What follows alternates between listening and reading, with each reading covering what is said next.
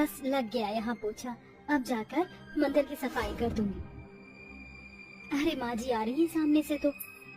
माँ जी यहाँ पर मत आइए, यहाँ पर फर्श गीला है। हाँ हाँ चिंता मत कीजिए, निश्चिंत रहिए। हाँ मैं कल समय से कीर्तन पर आ जाऊंगी। हाँ बिल्कुल। अरे राम। सरोज अवनी की कोई बात नहीं सुनती और गीले फर्श पर आकर धम्म से गिर जाती है। तभी अवनी उसे उठाती है। माँ जी आप यहाँ पर क्यों आई? मैंने आपको इतना मना किया था, तब भी आपने सुना नहीं। उठिए, मैं आपको आपके कमरे तक ले चलती हूँ। मर जानी खसमानो खानी, पहले मुझे गिरा दिया और अब भोली बनने का नाटक कर रही है माँ जी करके। नहीं माँ जी, मैंने आपको बताया था पर आप कॉल पर थी। तो मेरी गलती थोड़ी है, गरीब कहीं की। तेरे माँ बाप ने इतना दहेज नहीं दे दिया था जो मैं अपनी मरहम पट्टी करवा लूं। आई है मुझे गिराने के लिए।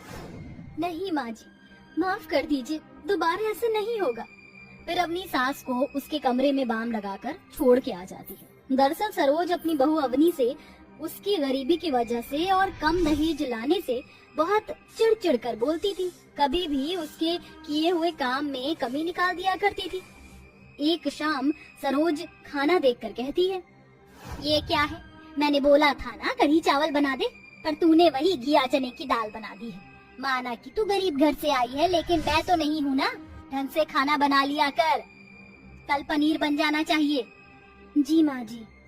पता नहीं क्या सोचकर मैंने तेरी शादी अपने बेटे से करवा दी, पछता रही हूँ। कोई अमीर घर की बहू लाती ना तो खूब सोना चांदी लाती, पर तेरे से उम्मीद ही क्या करूँ। चल जा मेरी नजरों के सामने से। मेरे छोटे बेटे की तो मैं बहुत अच्छी बहू लेकर आऊंगी, इतनी अमीर कि मुझे सोने चांदी में ला दे।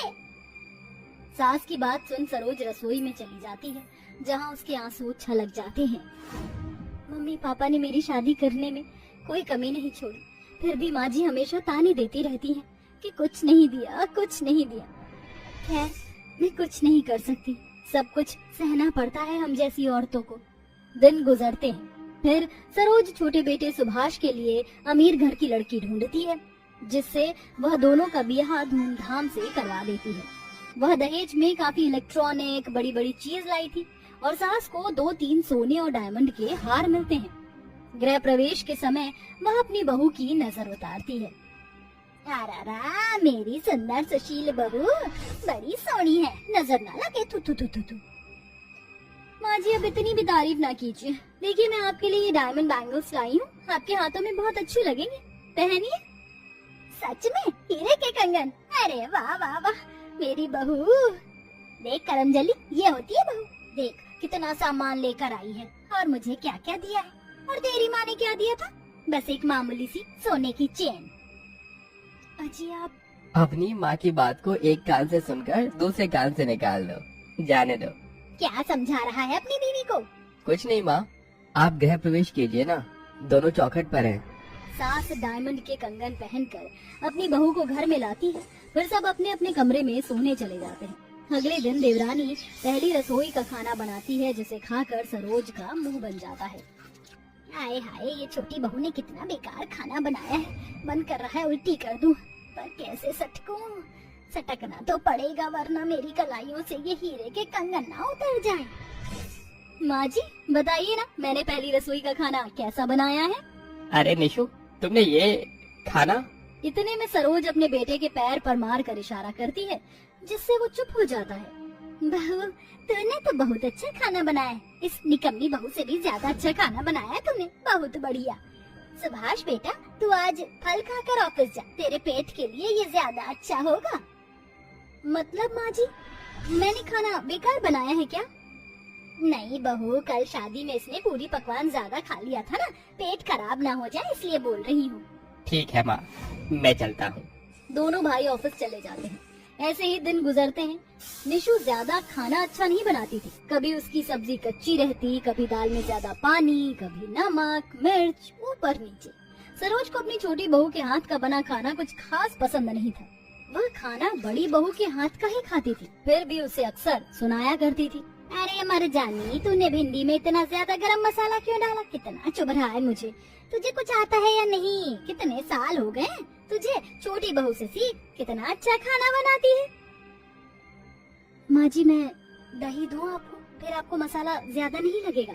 बकवास मत कर, जाकर स्टोर रूम की सफाई कर। ठीक है माँ जी। निशु तुम भी चलो मेरे साथ। नो वे, मैं ये सब काम नहीं करने वाली हूँ। वहाँ इतनी डस्टिंग होगी, मेरी तबीयत खराब हो गई तो।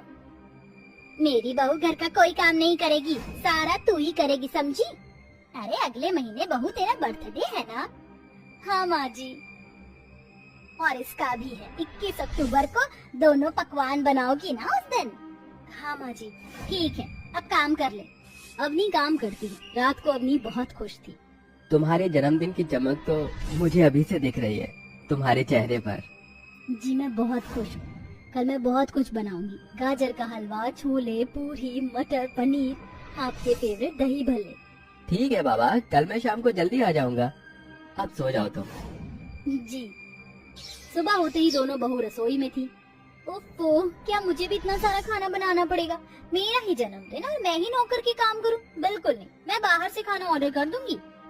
अरे बहू तू रहने दे, तुझे खाना बनाने की कोई जरूरत नहीं है। ये अवनी है ना, ये सारा खाना तैयार कर देगी। सुन अवनी, 150 लोगों का खाना तैयार करना है तुझे अकेले, और घर की सफाई भी आज तेरी ही जिम्मेदारी है। जाकर आंगन में खाना बना। जी माँ जी। मुझे तो अभी तक किसी ने बधाई ही नहीं दी जन्मदिन की। देवरानी जी, हैप्पी बर्थडे। शुक्रिया। फिर अपनी स्टोर रूम से बड़े बड़े भगोने निकालती है और आंगन में अलग अलग स्टोव पर चावल, मटर पनीर, एक कढ़ाई में पूड़ियाँ तलती है। बाप रे बाप, अभी तो सिर्फ 2-4 चीजें तैयार हुई हैं। गाजर के हलवे का पूरा पकना बाकी है। अरे जेठानी जी, यहीं रहोगी क्या? डेकोरेशन करवाओ वहाँ जाकर, कुछ ही देर में मेहमान आने वाले हैं। ठीक है। फिर थकी हुई अवनी देवरानी के बर्थडे की सजावट करती है और दोबारा खाना बनाती है। सास बहू धूमधाम से निशु का बाहर केक कटवाती है। उसके बाद एक केक अवनी के पास रख देती है। ये ले तेरे जन्मदिन का केक। माँ जी, मेरा केक कटिंग नहीं होगा क्या? तेरा केक कटिंग करवा कर क्या करेंगे? निशु बहू का हो गया है ना। वैसे भी खाना बनाना भी तो जरूरी था। जा सबको खाना पूछ। जी माँ जी। शायद मुझे किसी से उम्मीद ही नहीं करनी चाहिए। अवनी अपने जन्मदिन के दिन सबको पार्टी में कोल्ड ड्रिंक, खाना सर्व करती है। सभी लोग खाना खाकर चले जाते हैं। कुछ देर बाद विनायक भी आ जाता है। अवनी अकेले कमरे में बैठी हुई थी। सॉरी अवनी, थोड़ा सा ट्रैफिक में लेट हो गया। पर तुम यहाँ अकेले क्यों बैठी हो? और केक ऐसे ही है? बर्थडे सेलिब्रेट नहीं किया? मुझे पता था। खैर, तुम उनसे उम्मीद मत ही रखो। मैं हूं ना साथ में करते हैं सेलिब्रेट। जी नहीं। Happy birthday to you, happy birthday to you, happy birthday dear wifey, happy birthday to you. ये देखो, मैं तुम्हारे लिए कितनी अच्छी साड़ी लेकर आया हूँ, तुम्हारा फेवरेट कलर। थैंक यू जी। पति के साथ जन्मदिन मनाकर अपनी खुश हो जाती है।